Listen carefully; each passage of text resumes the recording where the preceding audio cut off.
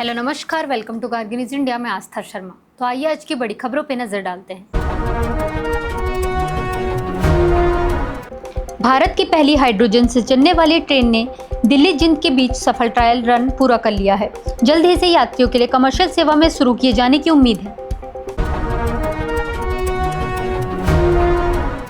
केंद्रीय गृह मंत्री अमित शाह ने गुजरात में भारत टैक्सी ऐप लॉन्च किया और कहा कि यह प्लेटफॉर्म ड्राइवरों का शोषण नहीं करेगा तथा उनकी कमाई को प्राथमिकता देगा।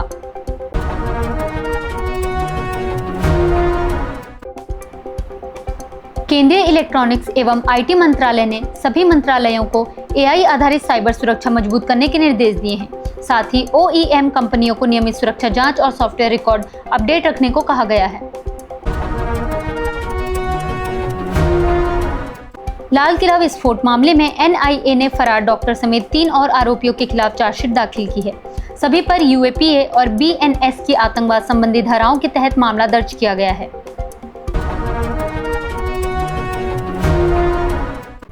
अयोध्या राम मंदिर ट्रस्ट ने चंपत राय और अनिल मिश्रा के इस्तीफों की पुष्टि की है। ट्रस्ट ने कहा कि दान में मिली चांदी की ईंटें और आभूषण पूरी तरह सुरक्षित हैं तथा मामले की निष्पक्ष जांच होगी।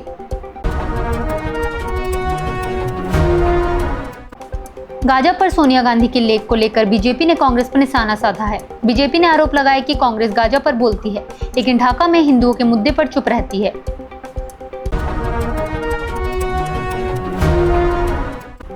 प्रधानमंत्री नरेंद्र मोदी 3 दिवसीय दौरे पर सेशेल्स पहुंचे, जहां उनका भव्य स्वागत किया गया। वह राष्ट्रीय दिवस समारोह में मुख्य अतिथि के रूप में शामिल होंगे।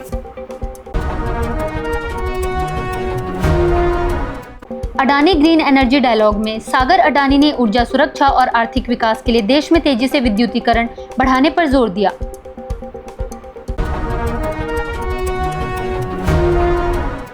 तमिलनाडु में एमके स्टालिन की डीएमके को बड़ा झटका लगा है। वाइको की एमडीएमके ने पार्टी को कमजोर करने के आरोप लगाते हुए 9 साल पुराना गठबंधन तोड़ दिया।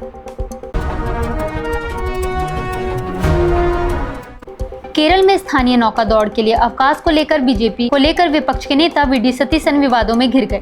हालांकि राज्य सरकार के मंत्री ने कहा कि उनकी टिप्पणी को संदर्भ से हटाकर पेश किया गया।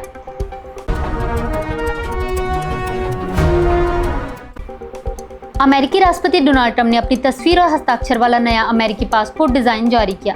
इसे पेश करते हुए उन्होंने कहा, अमेरिका में आपका स्वागत है, लेकिन अच्छे नागरिक बनकर रहिए। अमेरिकी विदेश मंत्री मार्को रूबियो ने कहा कि राष्ट्रपति डोनाल्ड ट्रंप अगले साल की शुरुआत में भारत दौरे पर आ सकते हैं। यह 2020 के बाद उनका पहला भारत दौरा होगा। रूबियो ने कहा कि ट्रंप प्रशासन प्रधानमंत्री नरेंद्र मोदी का बेहद सम्मान करता है और भारत अमेरिका का सबसे अहम रणनीतिक साझेदार है।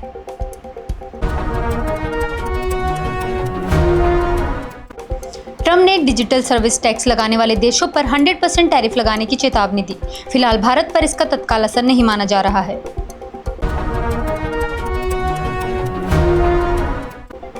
वॉशिंगटन में दोनों देशों के बीच फ्रेमवर्क समझौते पर हस्ताक्षर हुए। अमेरिका ने इसे मध्य पूर्व में शांति की दिशा में शुरुआत बताया।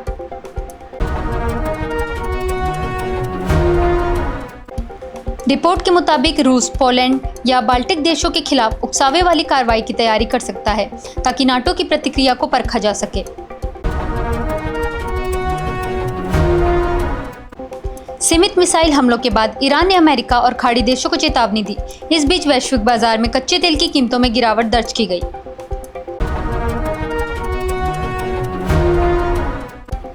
विनाशकारी भूकंपों के बाद राहत कार्यों को लेकर ट्रंप प्रशासन की रणनीति पर सवाल उठ रहे हैं।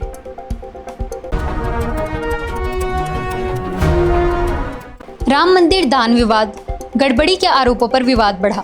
पुजारी ने स्वामी प्रसाद मौर्य के बयान की कड़ी आलोचना की।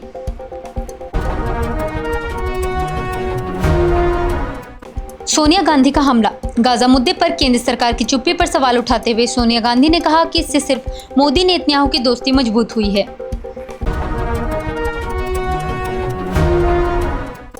पश्चिम बंगाल विधानसभा के अगले सत्र में एंटी सोशल एक्टिविटी और समान नागरिक संहिता से जुड़े अहम विधेयक पेश किए जा सकते हैं। CREDAI ने कहा कि बढ़ती कीमतों और निर्माण लागत के कारण अफोर्डेबल हाउसिंग की पुरानी परिभाषा अव्यावहारिक नहीं रही और नीति में बदलाव की जरूरत है।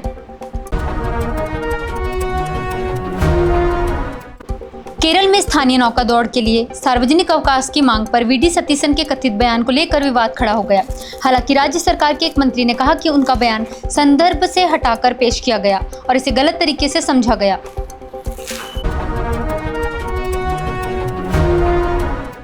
उद्धव ठाकरे ने राम मंदिर दान विवाद और सांसदों के दल बदल को लेकर बीजेपी पर निशाना साधा।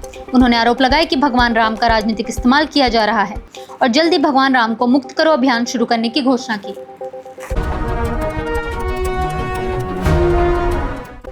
सूत्रों के मुताबिक श्री राम जन्मभूमि तीर्थ क्षेत्र ट्रस्ट के महासचिव चंपत राय ने दान विवाद के बीच पद छोड़ दिया है।